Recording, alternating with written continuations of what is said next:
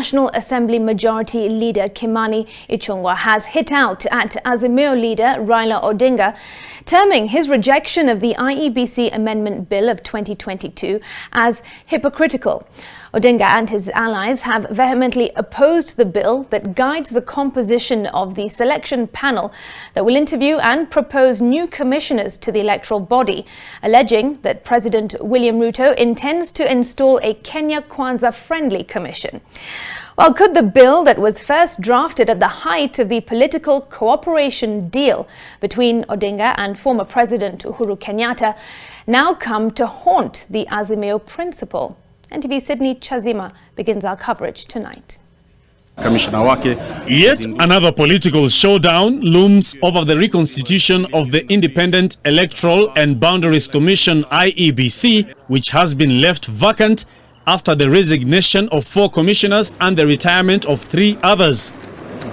The new bone of contention now being the IEBC Amendment Bill of 2022, signed into law by President William Ruto. Ile sheria Ruto ameleta kwa bunge juzi, akanunua wajumbe wengine pande ile, tumekataa na tuwezi kukubali. We shall not allow you to form a Ruto Electoral Commission.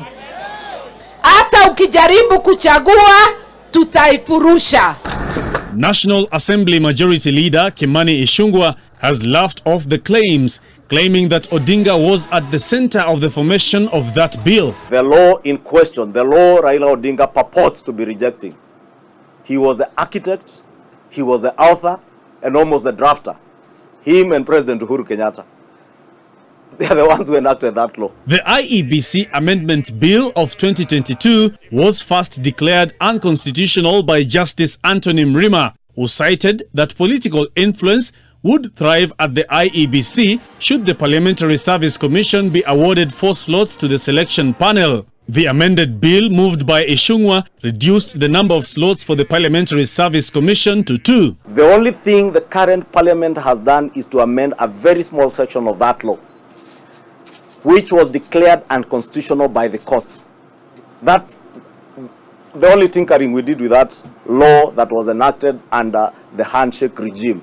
Therefore, if Raila Odinga wanted to reject that law, he should have rejected it when they were drafting with Uhuru Kenyatta. Other parties, including the Political Parties Liaison Committee, the Public Service Commission, and the Law Society of Kenya, will each nominate 1 member to the panel. But Azimio allied leaders are threatening to cripple the composition of the selection panel. I am asking the Law Society of Kenya not to nominate anyone to that panel kwa sababu watakuwa wanashiriki ukora. Late last year, Azimio allied MPs walked out of parliament in protest after the proposals to amend the law were brought to the floor of the House. This House cannot be a party to draconian tendencies. We cannot contribute to turning this country to the dark old days. Odinga is now calling for consultations while proposing for the formation of devolved electoral bodies.